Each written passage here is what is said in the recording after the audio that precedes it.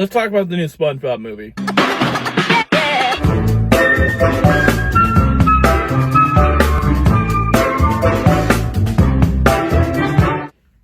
Yes, the 6th feature film based off of the hit series Coconut Fred has finally hit the big screen.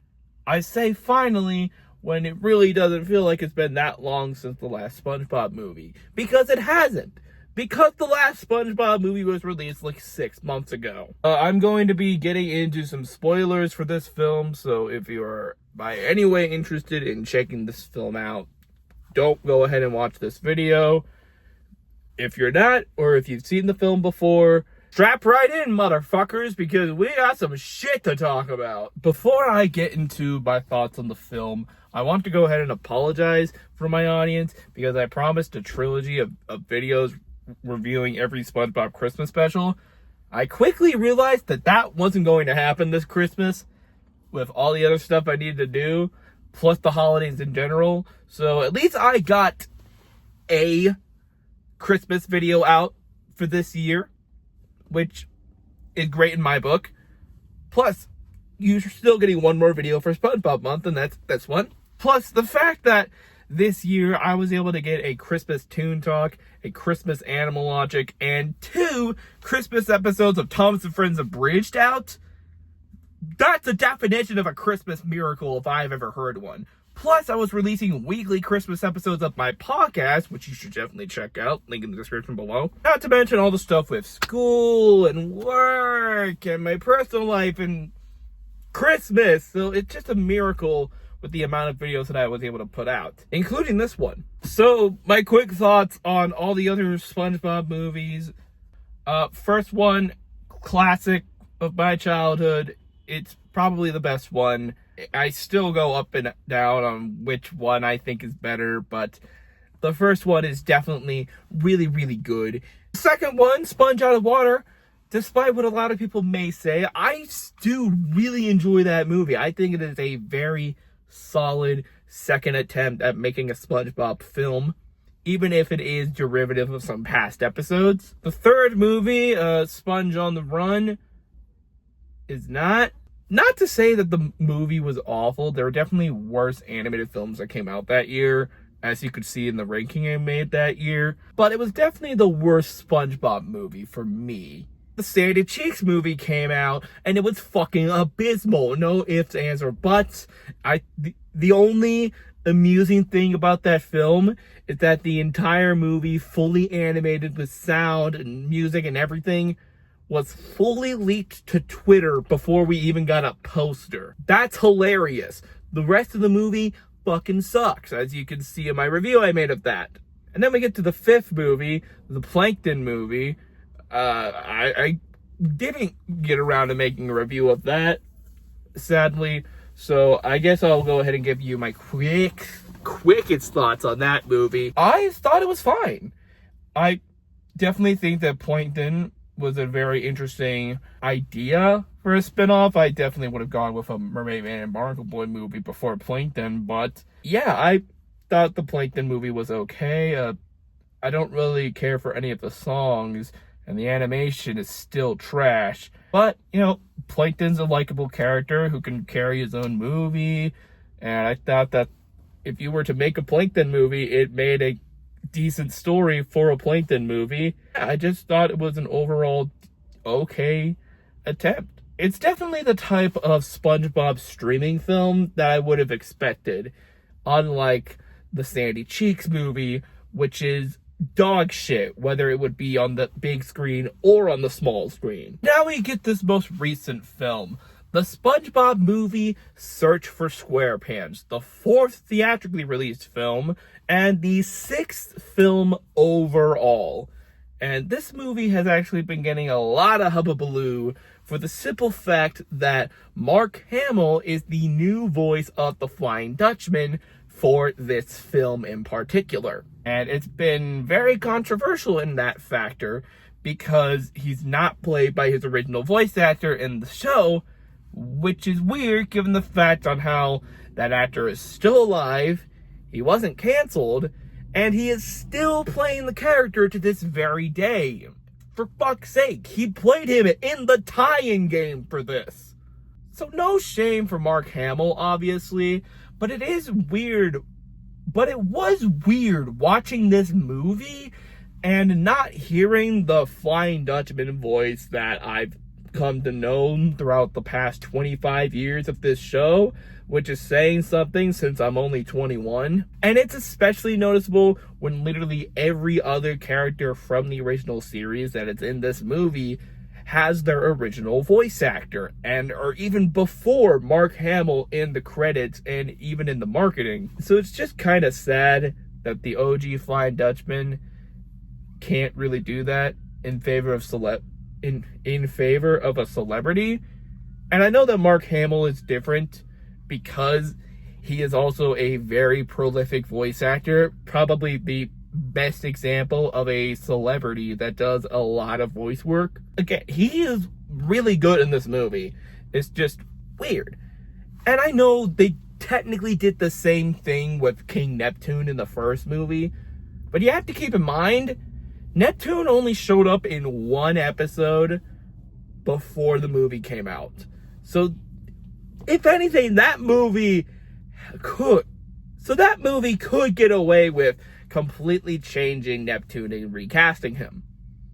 But the difference here is, not only have we been familiar with the Flying Dutchman since the very first season and is still an active part of this show to this very day, the character is exactly the same. The only difference is that we get into his backstory a little bit more. Again, no shame to Mark Hamill. He does a great job. It just would have been nicer if we got to get...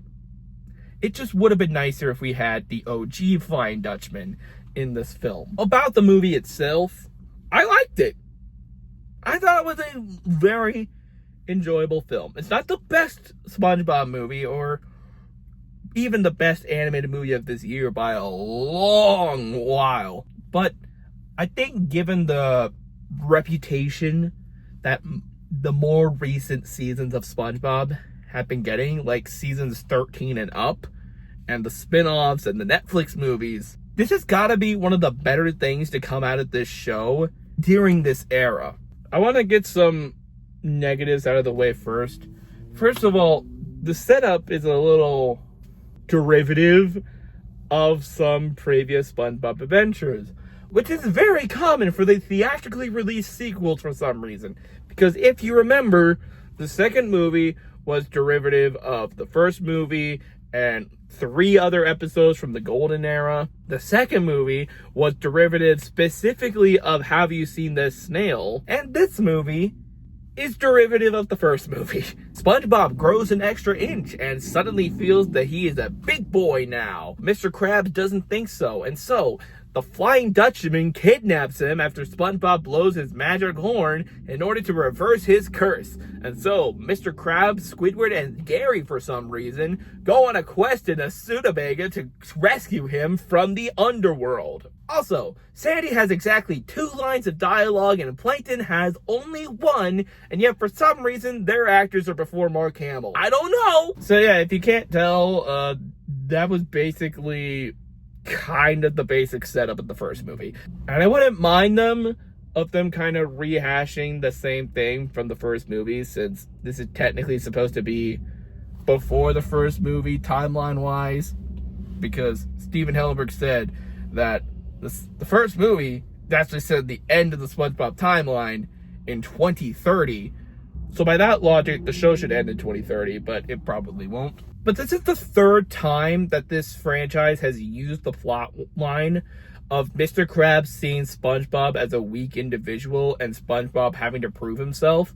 Because not only was it used in the first movie, it was also a prominent plot point in the Broadway musical, and it is also prominent in this film. How many more times does SpongeBob have to prove that he's not just a little kid to Mr. Krabs? But derivativeness aside, I do kind of have an issue with one other element. Mr. Krabs tells SpongeBob a backstory of him at sea, where Mr. Krabs proclaims himself as a swashbuckler.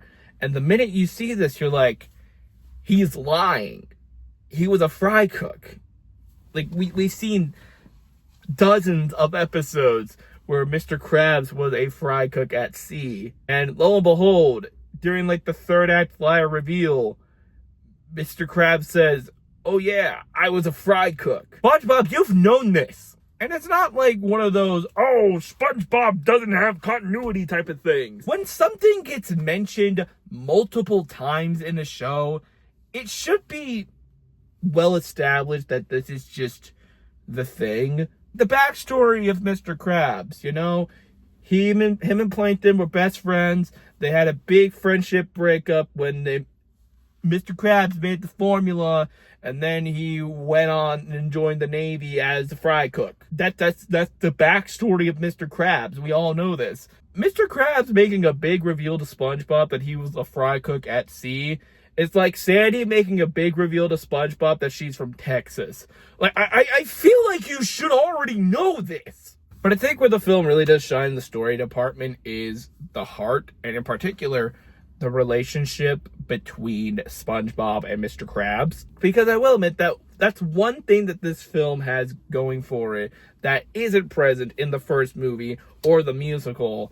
That being how Mr. Krabs truly respects SpongeBob as not just a useful asset to his fast food team, but as, you know, a son, a friend, as a sort of mentor-mentoree relationship. A ward, a lad, a sponge boy me Bob, if you will. So yeah, I really do think that the relationship is very nice and sweet. And there's only one joke in the entire movie about Mr. Krabs being greedy, because they really do focus on his pirate side in this film, which is a breath of fresh air for this character to not be completely obsessed with money. That's another thing I really liked about this film. The characters, with the exception of Patrick to an extent, really aren't all that flanderized. The characters feel just like themselves. Like, SpongeBob feels like SpongeBob, Squidward feels like Squidward, and Mr. Krabs feels like Mr. Krabs, and the Flying Dutchman feels like the Flying Dutchman. Patrick does lean a little bit more into that completely brain dead mentality, but I do also see some signs of his pre-movie era where he's kind of giving SpongeBob the wrong advice because they're both dumb. Patrick's dumb and SpongeBob's too naive to notice. That's the core of their relationship. Also, let's address this elephant in the room. The animation, much like the third film, this is computer animated. Unfortunately, the animation is not as good as the animation in Sponge on the Run. Holy shit, that guy's going fast in a parking lot. I mean, say what you will about that film, the animation was easily the best part. It expertly was able to translate the show's 2D style into a 3D world by making it almost look like really good claymation with really interesting textures. I mean, the animation in this movie, it looks better than Camp Coral, but it's about on the same level as the tie-in game, but crispier. I do think that the background and the color grading are all ultimately very well executed. I just don't think that the character models really rendered that well to the 3D environment this time around. The character models this time around are honestly on par with the shit-ass Netflix movies. Even if I'm not that big of a fan of the character design, I do admit that the animation itself is very well done. The colors are very vibrant and cool when they need to be. However, I do want to say that the live action scene towards the end of the movie is fucking terrible. It is actually shot like a live action segment from one of the more recent episodes of the show. For a theatrically released movie, that's bad. I mean, in the first three movies, they didn't shoot the live action scenes like a patchy segment from the show. No, they were shot like a real fucking movie. And that's what made them cool and cinematic. Yes, even from the third movie, it sucked, but it looked like a movie. This time around, the shots look almost exactly like scenes from Big Birthday Blowout, which is bad because I watched this on the big screen, and it had the cheapest and laziest green screen. That would have been really funny if it was on an episode of the show, but the fact that it was prominently featured in a big screen motion picture was stupid. I feel like they blew out all of the live action budget for the opening. I feel like they used all of their live action budget for the opening prologue, because that looked really freaking cool. It was very cinematic and atmospheric. The second live action scene, not so much. Also, Mark Hamill also plays live action Flying Dutchman whenever he gets the curse lifted, and they gave him a penis nose. There's no way of going around it. His nose is just a penis. I mean, he wouldn't be the first SpongeBob character to have a dick nose, but... And on the subject of, like, the live-action live-action SpongeBob stuff, we are 6 movies in. Where the fuck is Patchy the Pirate? This would have been perfect. It's about swashbucklers and pirates, and he has already met SpongeBob at this point multiple times in the show. So why isn't Patchy a part of this adventure, man? Why couldn't that pirate at the beginning, played by Clancy Brown, be Patchy, just in a more detailed suit? Because it's a movie. This is the 3rd SpongeBob movie to prominently feature pirates in its live action scenes, and there's no Patchy. Still, how many more live action segments in these movies do we have to have before we get the one recurring live action character in the entire franchise? I'm going mental. Let's see, is there anything else I forgot to mention? Ice Spice is in this movie. She wrote a very, very bad song for this. It's only in the movie for like 30 seconds, but by God, it fits none of the other music choices in the film. I thought that this movie was going to be terrible when it opened with SpongeBob dancing to the song from Ferris Bueller's Day Off, followed immediately by Ice Spice. But thankfully, it was immediately followed by Patrick pretending to not recognize SpongeBob because he grew an extra inch, being a nice and supportive best friend. So, okay, we're back on track. She's also the only other celebrity voice actor I noticed outside of Mark Hamill. Apparently George Lopez is in this movie, but I didn't recognize him, and I can't tell you who he played. But I recognized Ice Spice. She's only in one scene, and she delivered the most bland vocal performance I have ever heard since Beyonce Jr. in Mufasa the Lion King. She also wore a see-through dress to the premiere of this film. To the premiere of this children's movie. And if you think that there weren't any children present at the premiere of this children's movie, I'm sorry, but you're making Patrick look like Einstein. So overall, I would say that this movie is actually pretty decent. It's not the best SpongeBob movie by a wide margin, but compared to what we have been getting from the franchise lately, I actually did enjoy myself quite a bit. It feels like SpongeBob. The characters are still themselves. The animation, for all its faults, are still very good. It has a really good emotional story, and it all around just has fun piratey vibes.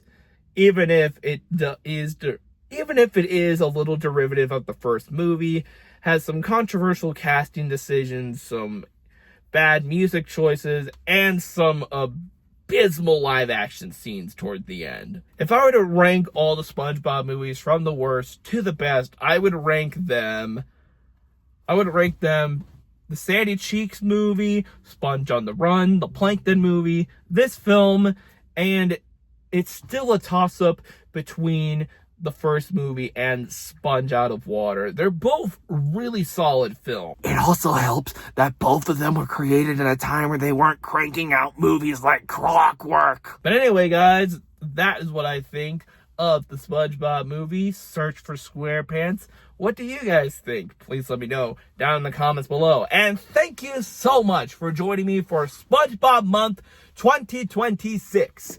It was a little lesser than it usually is because it was during Christmas time, but hey man, I still had a lot of fun, and I'm looking forward to doing it next year, whenever it might be, because I don't know when the next big SpongeBob thing is. So it might be in April again, it might be in another month, I don't fucking know.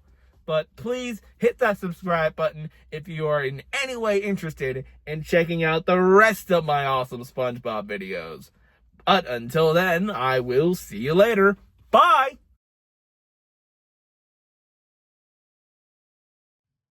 Wow, it's nice to see that finally people are actually starting to like something with my face on it. Kind of makes me feel like I'm back in my glory days. Oh boy, I don't know if this day could get any better. Oh, hey Patrick. What are you doing? The time has come, SpongeBob. We may have had a wonderful Christmas time, but simply, you shall join me and Film Buff for our conquest. Patrick, please. Patrick? Patrick! Excellent work, my servant. We are one step closer to world